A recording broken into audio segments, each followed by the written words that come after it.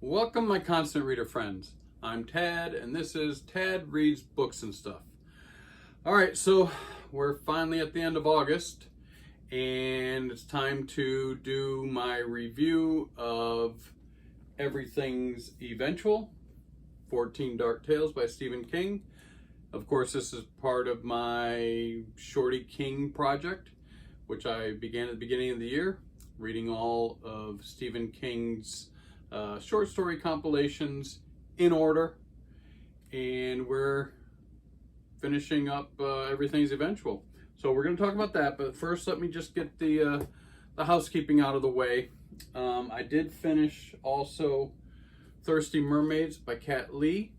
There is a video, I've already posted a video for the final part of this book. Of course, it's part of the marvelous team up with me and Graz on his channel, the GKBC. So please check out that video. Also, I am still trying to read Anathema as my Super Size Me Summer reading project with Kim the Paper Traveler, Livry Omer, and Graz on his channel, the GKBC. They are sponsoring this. It's just a challenge to try to read a book, you know, a good, big, huge book over 800 pages during the summer. We've still got till September 21st. So I'm still working on this. I'm just going to give you, this is kind of my TBR too, 4th September. It's going to be this book. I'm going to read this book in September, no matter what. I promise. Also, our next Shorty King Project for September is just after sunset. We're getting into the September, October, and November. We're going to be the last 3. I'm not going to read If It Bleeds Again. I've already read that, and I've already done a video for that on my channel, so you can check that out if you want. But we're down to the last 3 short story compilations, and we're to the last 3 that I haven't read. So I have not read Just After Sunset. So this will be September. And because we finished Thirsty Mermaids, the next read along for the marvelous team up is going to be A Righteous Thirst for Vengeance. This looks really interesting. The artwork looks great. I can't wait to start reading that. That's going to be started. Well, our first video will be in 2 weeks. So check that out, please. All right, let's get to this. I'm going to try to keep this video short. You know, I always say that, and it never happens, so I'm sorry. It is what it is. I took some notes, but let's just go through this. As you see, I'm wearing my one-piece shirt and my hat for Luffy. If you haven't ever read or watched the cartoon, manga, or series for One Piece, check it out. I avoided it for a long time, but my son loved it.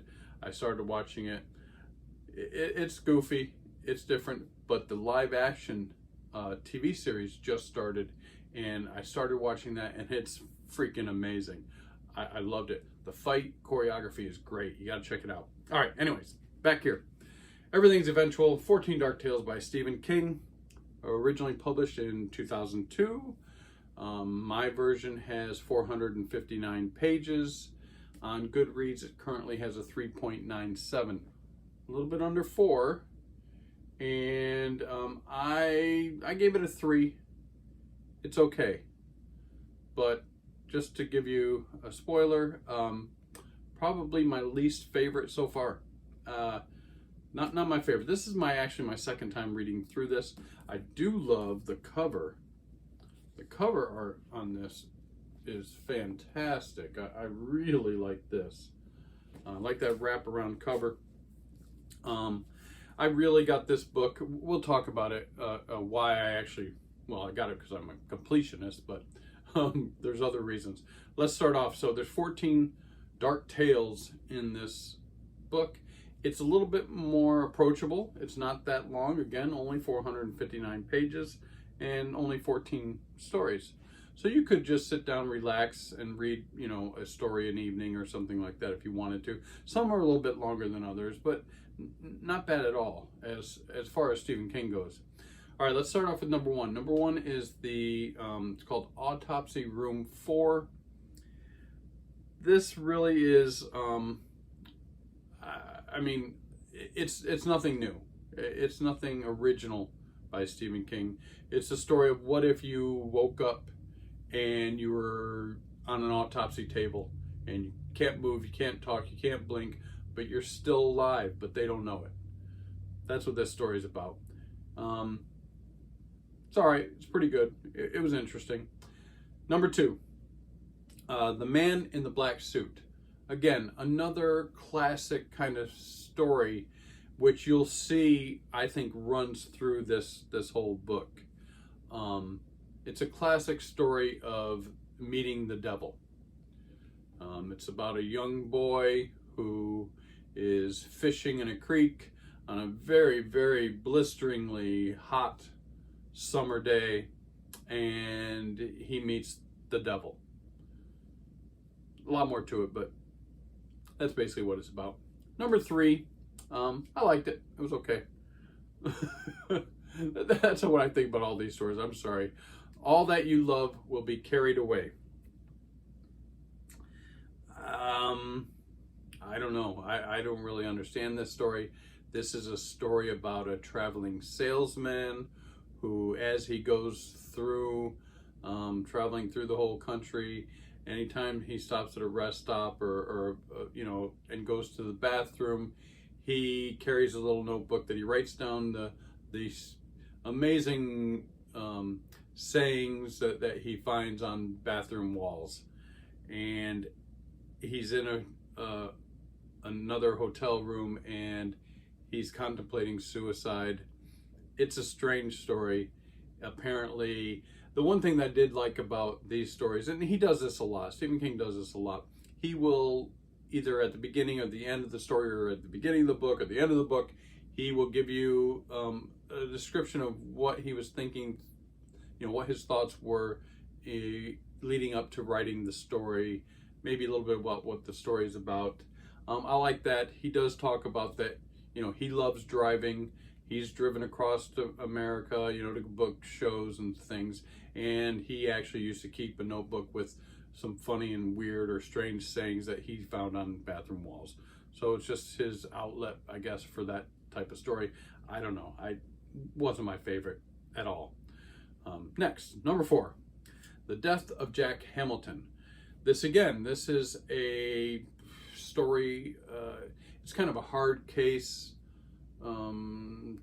true crime type story about John Dillinger and his little gang.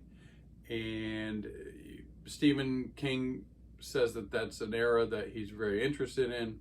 And so some of the story in this story is based on fact, and some of it is pure imagination. So have fun with that. Next, number five, In the Death Room.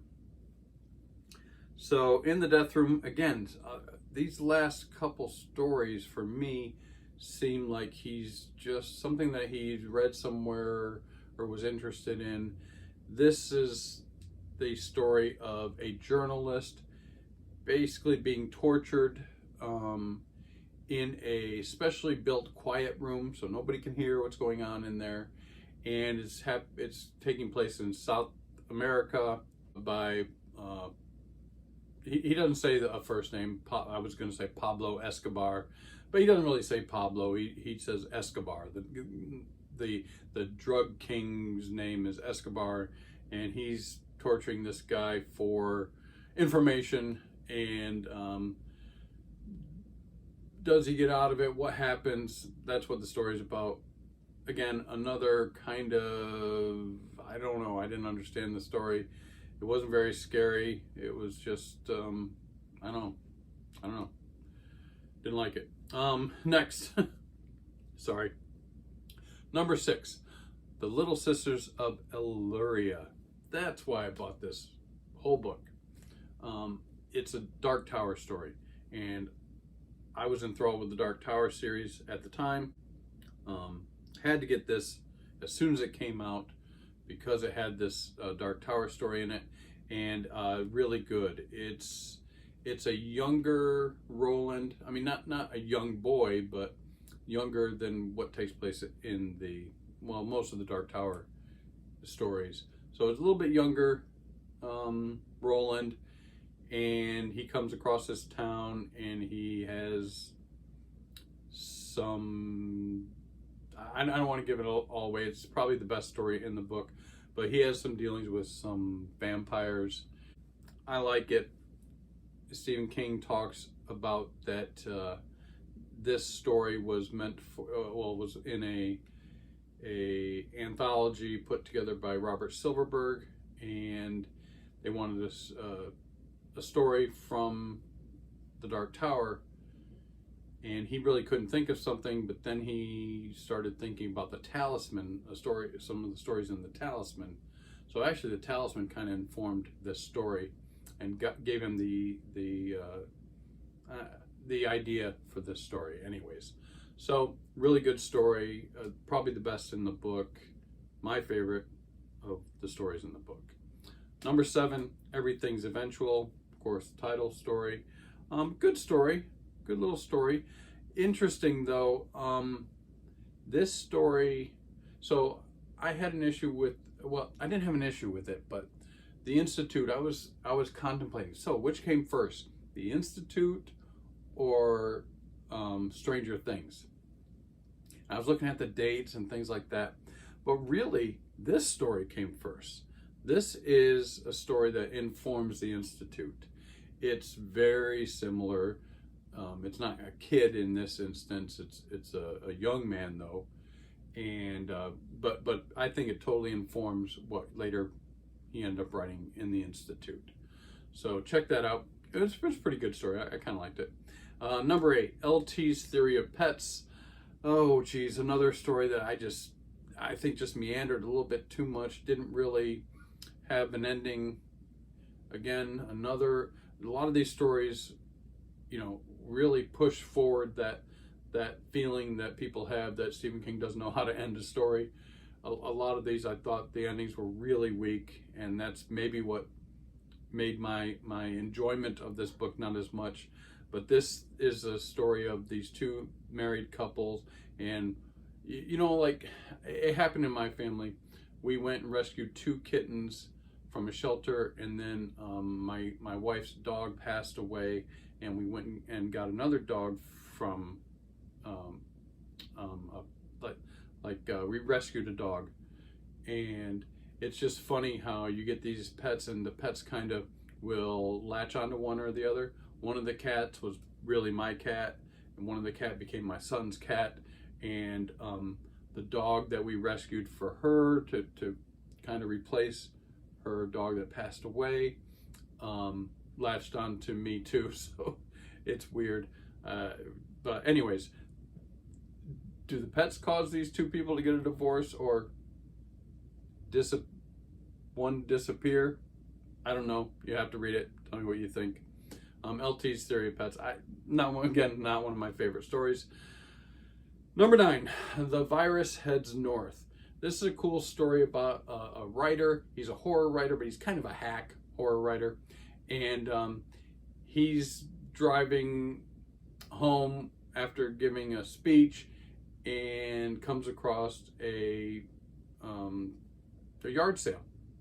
Stops at the yard sale, sees this painting sitting there, really strange painting, and he buys it. Well, the painting's possessed, and fun ensues after that.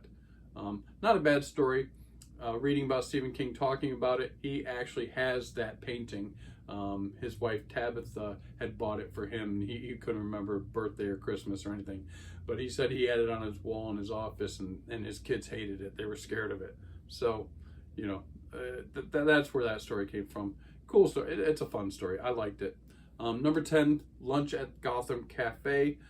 Jesus, another story that just, where does it come from? It's fear of divorce or something. It's about a divorce, these 2 people getting divorced, but then they're having a meeting with the lawyer at this cafe, and the maitre d' is crazy, psychotic, and starts killing people. And I don't know where it goes. Again, I didn't like it too much. Sorry, Stephen. Number 11. This is called That Feeling You Can Only Say What It Is in French, or in other words, deja vu. This read more to me like Groundhog Day. It just kept repeating itself over and over and over. It really didn't go anywhere. Didn't do anything for me. Again, another one that I didn't like that much. They're all entertaining though. I'm not saying that. That's why I gave it a 3. They're entertaining. Like I said, you can read these in an evening when you're relaxing. You're reclining, soft, comfy chair, but just not that great. Really not the quality I'm looking for with Stephen King usually. Number 12, 1408. Again, this is a ghost story. Well, he says it's not a ghost story. It's like a demon. Instead of a haunted hotel room, this is a possessed hotel room, he says. I didn't like it. Again, kind of, I want to say try hard. Almost trying too hard to be scary, but it wasn't at all. And the movie, if you've ever seen the movie, I didn't like the movie either. Sorry. I mean, even though I love the actors in it, John Cusack's great. I just didn't even like the movie. So I don't know. Really didn't do anything for me.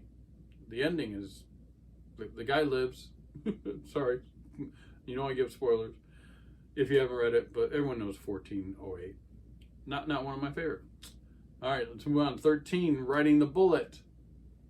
Again, another kind of story that we all know or we've all told at campfires. Again, a lot of these are. This is about a haunted road driver car.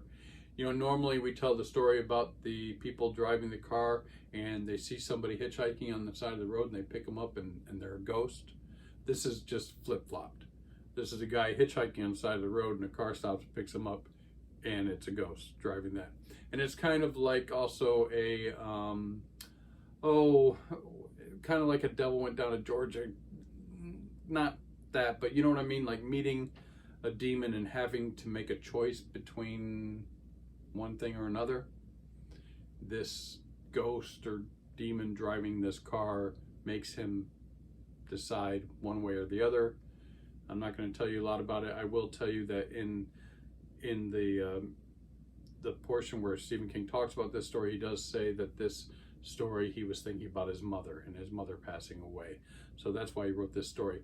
This story was great up until a point. Again, just a standard ghost story, but it just goes on and on and on and on and on. And I hate when he does that. It drives me crazy. He definitely did not want to end this story, didn't know how to end this story, and it ruined the story, to be honest with you. Ended up being one of the stories that I liked even less than some of these other ones. Last but least, 14, Lucky Quarter. Again, this is a story about a hotel cleaning lady. She comes in, the prior guest has left her a tip. The tip is $1. The hotel is attached to a gambling facility, the casino, and she thinks that maybe this quarter is lucky. Maybe it's just lucky. She's single mom, has problems. Her son needs braces, and the teenage daughter's trouble, giving her problems. She needs help. Hopefully this quarter might be lucky. She has kind of like a daydream that it is. And then at the end, maybe it turns out to be. I don't know. We'll see.